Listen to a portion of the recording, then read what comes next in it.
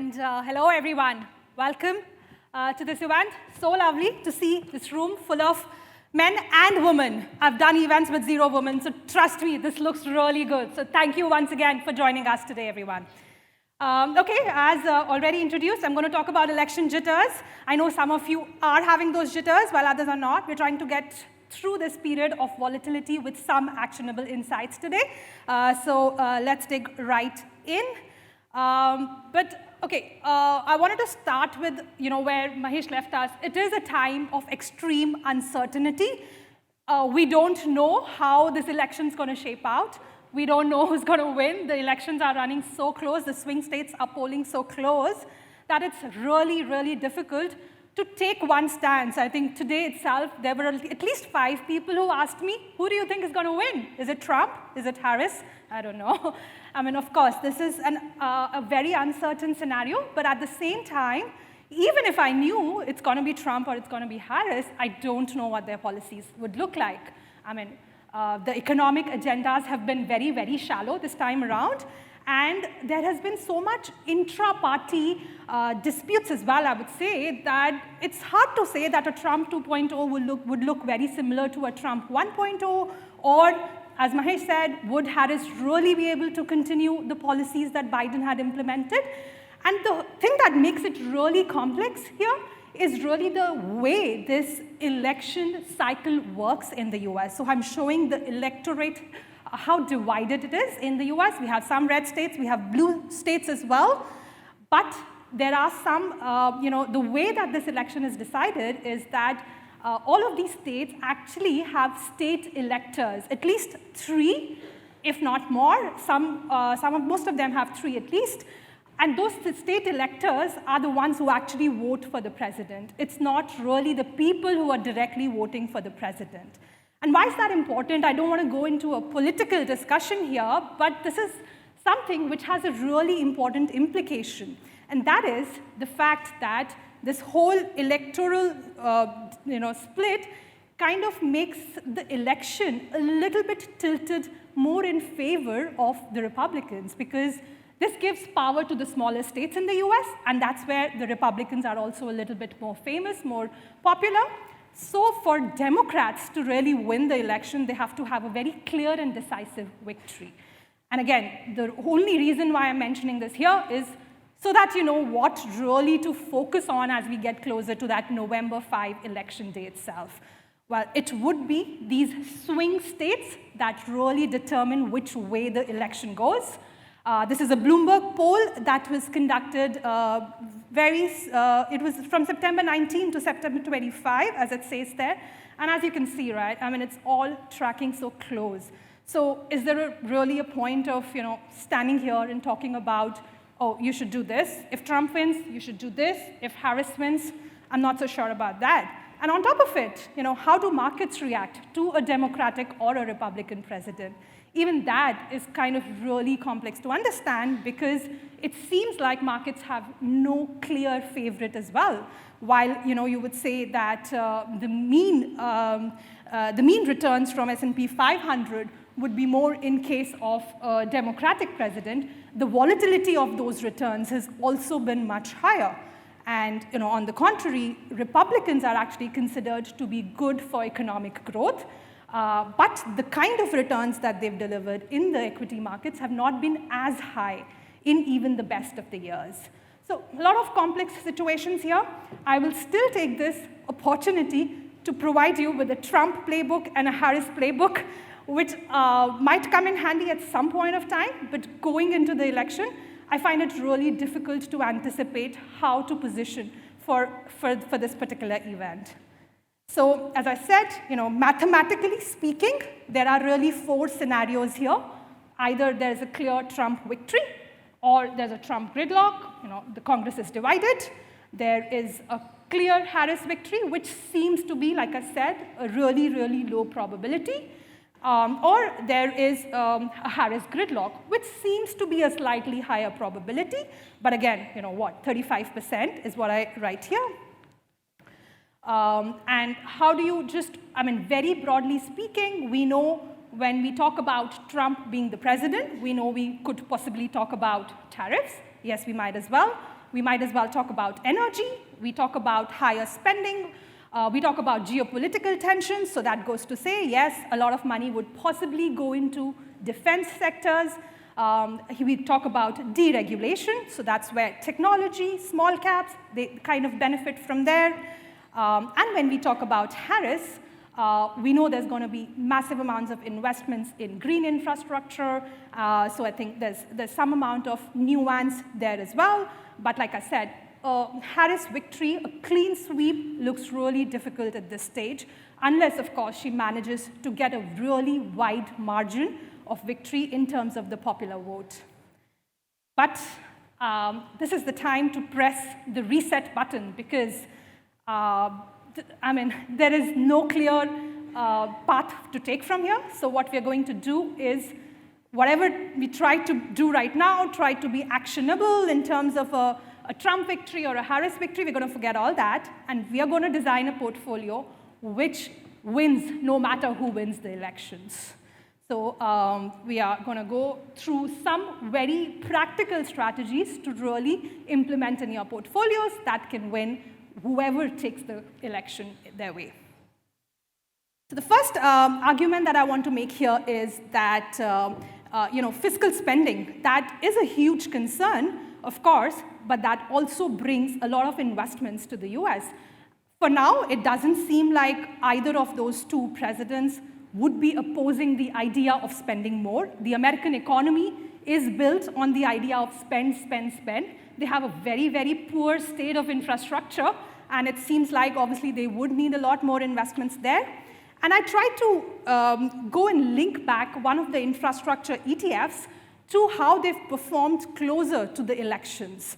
And what I noticed really was that 1 or 2 years into the elections, there's a lot of spending that comes our way. A lot of bills will get passed. A lot of announcements will come through.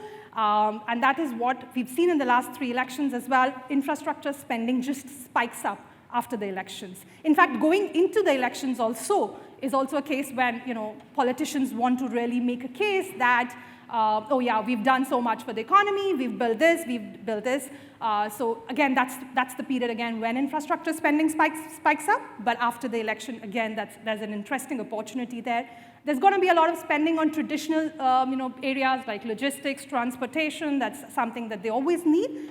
But there are growing spending needs because of all the development that's going on in the renewable energy space, in the artificial intelligence space, and the likes. So I see no reason why any of those two presidents would stop that spending cycle at this time, and that means that infrastructure is a place that potentially deserves a good place in your portfolios. Moving along, Trump, yes, he is associated in a big way with inflation, which is true. I mean, looking at his policies on fiscal spending or on tariffs as well. But I say more. Trump could be more inflationary. Not that Harris wouldn't be. I beg to differ with my interim CEO here, but I have a point. Our timescales are very different. He's looking at the long cycle. I'm looking at a relatively shorter cycle.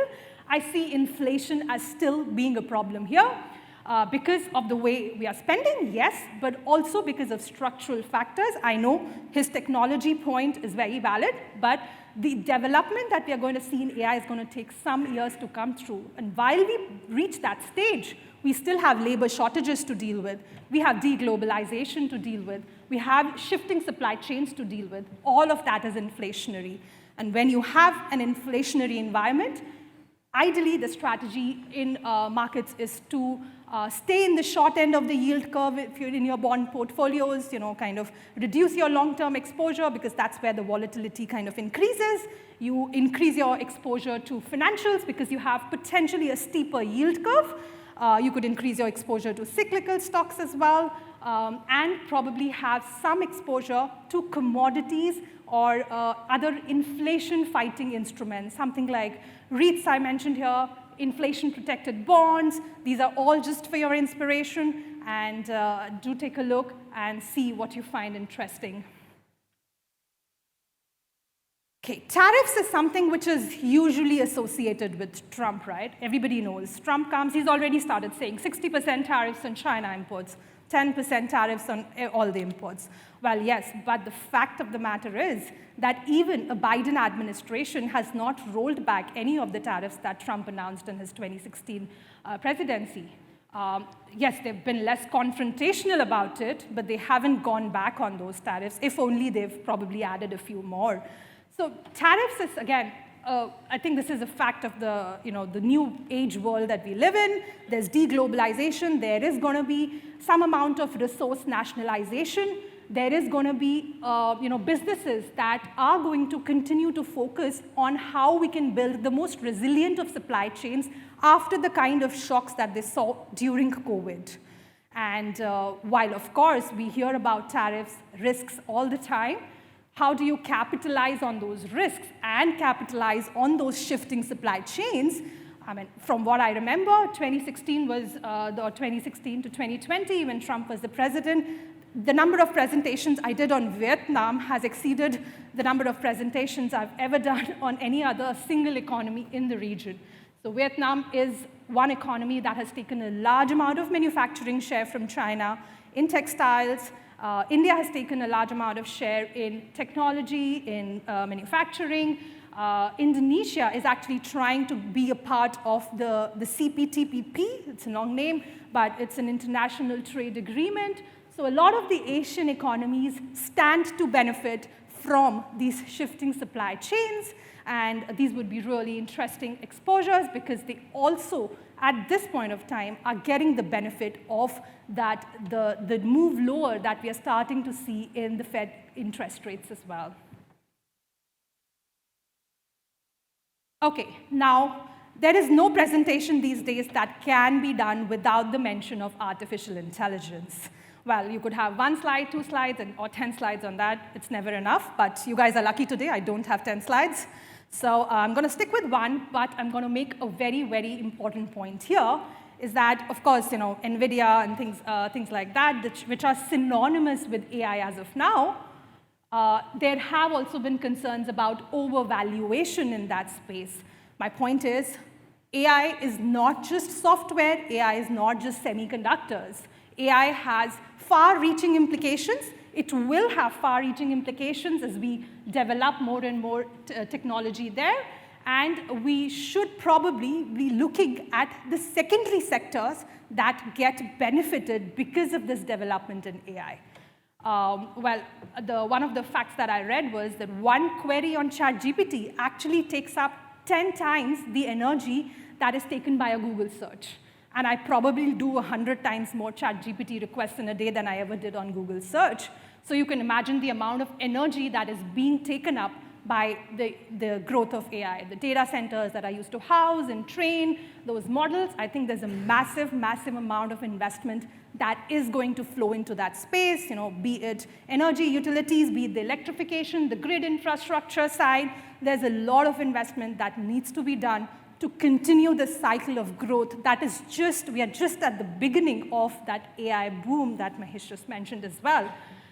But obviously, when we have this business cycle coming, you also have to address the problems that it brings along with it, which is the problem of deepfakes, the problem of misusing this technology. And that's where cybersecurity growth is also growing to catch up with the AI growth and be able to address the concerns that this AI growth is bringing for us. So there's plenty of sectors that continue to benefit because of the growth in AI as well. And potentially that's where the valuations haven't really caught up to the potential earnings growth that we can see in the years to come. So could be an interesting area to look at as well. And this is something which has been extremely relevant this week. We've been talking about it a lot more this week than we've done in the last few weeks, but is unfortunate times that we live in. Geopolitical tensions continue. We have some equity themes on our Saxo platform, and you can go and look at them. There's a whole section in the research page. And this is how our themes have performed, in the different time zones. And the year to date, and in fact, even last year, the defense theme, which consists of 20 stocks which are purely earning their revenue from defense infrastructure, they have performed the best. And unfortunately, again, I don't see how this is going to change anytime soon. Obviously, as much as any American president needs to focus on domestic policies, we are in those times where they cannot underestimate the impact that military spending in the US is at its lowest levels since World War II. You go to the other side of the world, and Europe again, NATO has been pressing all of its members to increase their defense spending to 2% of GDP. It's the same in Asia, with everything going on, between China, Taiwan, the defense spending continues to increase. Australia has already increased its defense spending to 2% of GDP, and Japan is expected to do the same by 2027. So there's a lot of focus on defense spending, and this is potentially an area which continues to be interesting in these heightened geopolitical tensions times.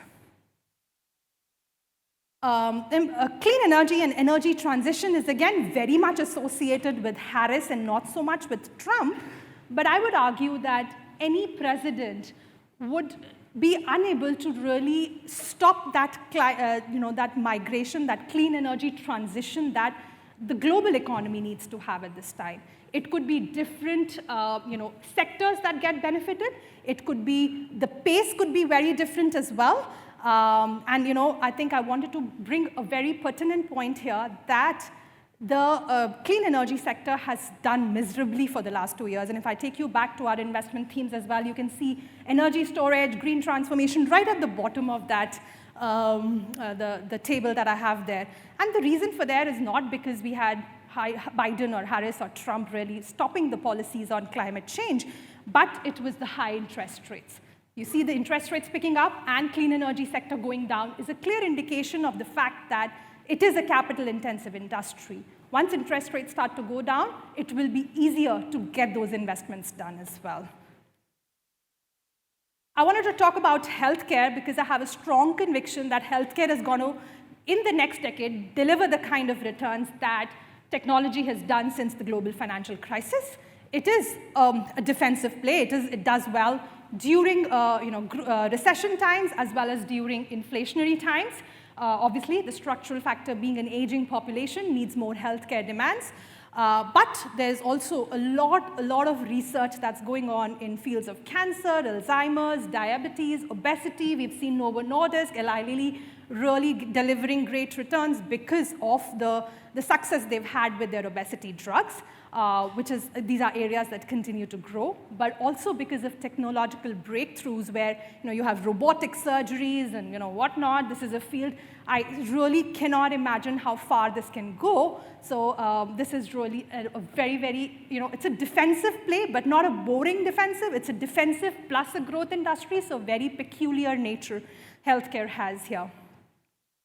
I'm going to just skip a few and come to the last one, which talks about a safe haven. Of course, the only thing we can be assured of as we approach the election is volatility, and to hedge that, having safe havens in your portfolio, whether you like it or not, is becoming more and more essential. When we started this year, our Q1 2024 outlook on commodities called it the year of the metals. And we had a conviction call on gold to reach $2,500.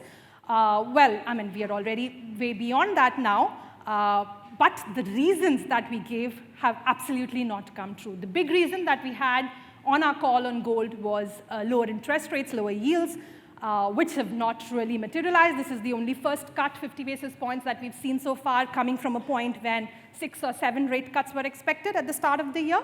But there have been other drivers. Obviously, these geopolitical risks, a lot of central bank buying, a lot of buying in China where property prices are plunging, your wealth in equities is going down, so people really parked a lot of money in gold as well there. And fiscal concerns, debt concerns, there's been a lot of issues that have prompted a lot of interest in gold. But the real driver, which is the lower yields, is just beginning to kick in. So this is, again, going to be an interesting ride for gold. And And I'm going to stop here and let you, I'll just introduce you to the election hub that we have on the Saxo platform as well. If you've not explored it already, as we get closer to the election, we'll have a lot more research up there to help you, to guide you through this volatility and continue to have interesting talking points about what looks interesting, what's coming your way. So take a look at that. In fact, what you see here on the right is that we also have Trump playbook, Harris playbook, a gridlock playbook. So you can go and check there if you really want some stock inspirations particularly. It's all up there on our platform. And thank you very much. With that, I will hope we all enjoy this ride towards the elections.